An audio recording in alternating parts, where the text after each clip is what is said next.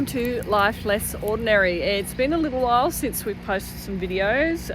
There's been some holidays, there has been a lot of busyness in life and some sadness, but I thought I might give you an quick update on some of the things that we have been doing because it is the beginning of May. And this morning, today is Thursday, I think it's the 1st, 2nd, 3rd, 4th of May, we had our first frost. So I'll be able to show you the effects that that's had on some of our plants already. And as you can see, my hands are filthy, so I have been doing a bit of work. You might be able to tell from the noise in the background, I have waited until at least the chainsaw was stopped.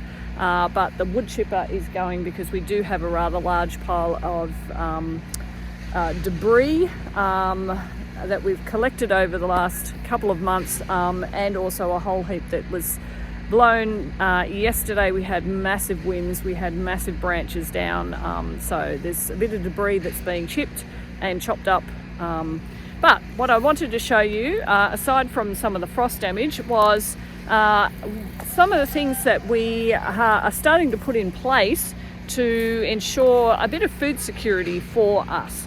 If you've been watching for any length of time, you will know that we do have quite a number of fruit trees out the front of our house, including 4 or 5 pink lady apple trees.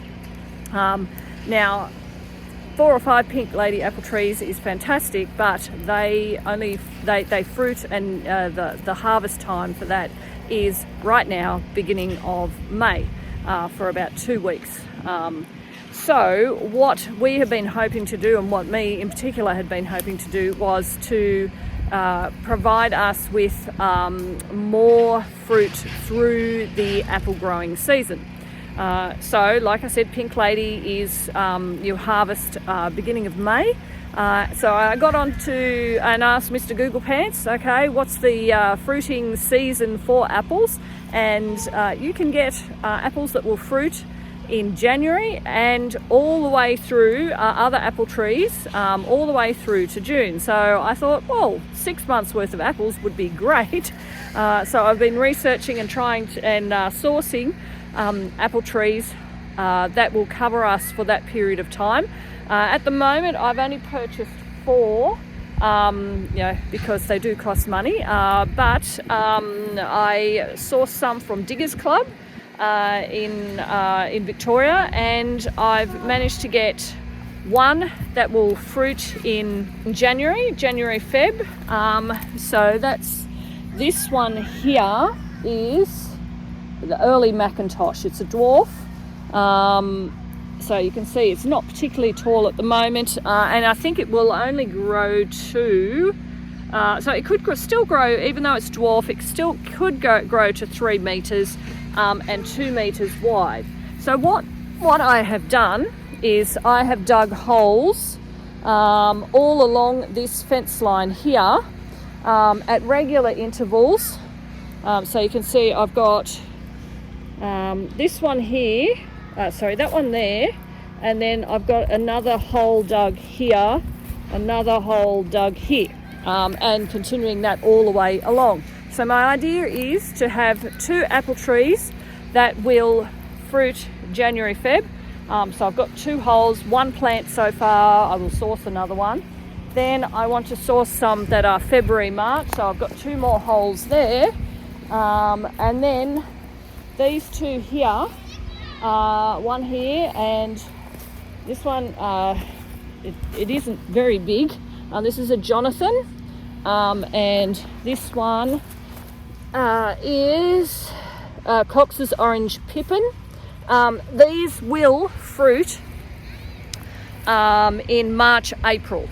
Okay, so then I've got March, April, 2 for March, April, and then this one here is April, May, I believe.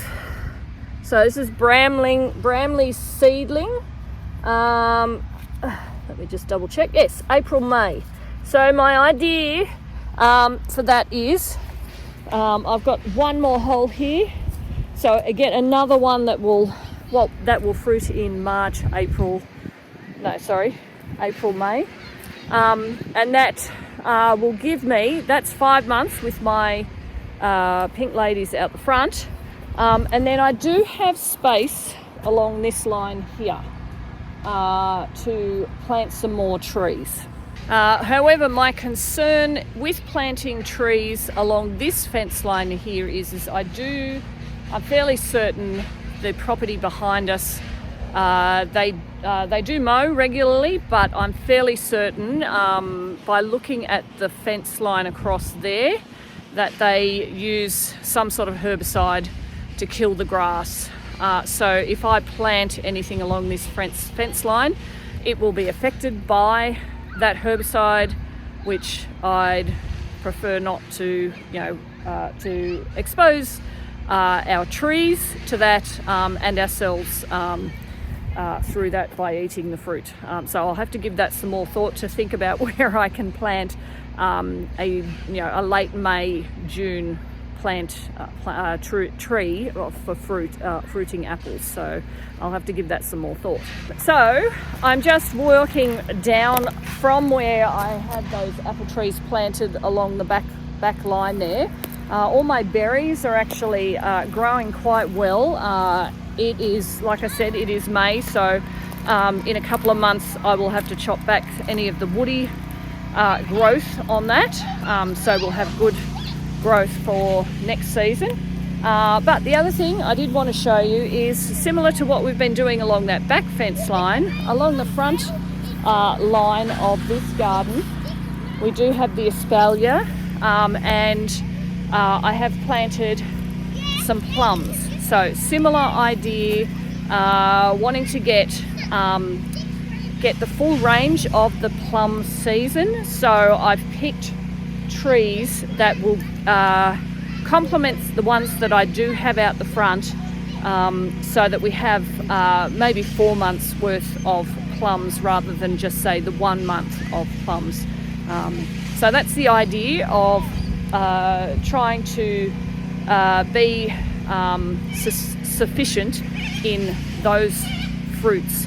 And the good thing about fruit is you plant the tree, yes, you might have to prune them and just look after them a little bit, but it's not as intensive work as, say, vegetable gardening, where you're constantly having to do things to the soil, to the weeding, to there's a lot of work in that. Whereas with fruit trees, you plant it. Yes, there's a little bit that you need to do to maintain it, but once you've planted it, you don't have to plant it again. So they're just a few little things that I have been thinking about over the last couple of months, and that's what we're working towards with our fruit trees out the front, and adding to that with fruit trees down here. And I think I probably forgot to mention that those apple trees that we are planting along the back will be espaliered, the same as these plum trees along here. It's the same as the fruit trees out the front. For us, that just means it's easier to maintain, easier to prune, easier to put nets over to keep the birds away. We have a particularly bad problem with cockatoos. 2 weeks before the fruit is ready to eat, if it is not netted, it will all disappear because of the cockatoos. So netting is a necessity for us, and being able to net to a height that we can actually reach will mean that we will actually net, rather than if it's too high, if it's too hard, it won't happen. So that's the thinking behind that one. And behind here you can see the Trompicino zucchini, which has done really well. I've got some that we left on for a little bit too long, but you can see that there are still some that are still growing here, and that we'll be able to harvest. But the other thing that you will notice is that the foliage is dying, and that will be because of the coldness that we've had overnight, the frost that we had early this morning. Excuse me. So that I'm not going to get much more off that at all. The vine will die, and that will be the same with all of the tomatoes. So there is still tomatoes on those plants, and we will get them off in the next 2 days, what's there. And even the green bunches, we'll bring them inside and sit them on windowsills. We'll find any space that I can find to sit them there so that they can ripen, so that we don't lose. I mean, there's heaps of green tomatoes on there, so we do want to get the most out of what we have left in the season. But I did say that we'd had massive winds yesterday, so I did want to show you what happened with these tomatoes here. Hopefully you can see that the Rio that would normally be attached to this pole by cable ties, in that wind is actually broken, snapped those cable ties, and there would have been 4 on each side, so it would have been fairly solid. That was how bad the winds were yesterday. It has pulled that over, so we'll try and tidy it up, but just thought, you know, the garden, I often post things, particularly on Instagram, showing our garden, and it does look nice, but sometimes bad things happen and you have to deal with it. And it doesn't look so nice, and it is hard work sometimes to try and fix that up. Just thought I would show you a few of those things just quickly. Some of the thinking behind the way we're growing fruit trees at the moment, the way we're trying to plant them and source them, and hopefully that is helpful for some people in thinking about how they can be sustainable for themselves, for their families, in growing fruit trees and growing their own fruit. So hopefully that's helpful. Thank you for joining me in Our Life Less Ordinary.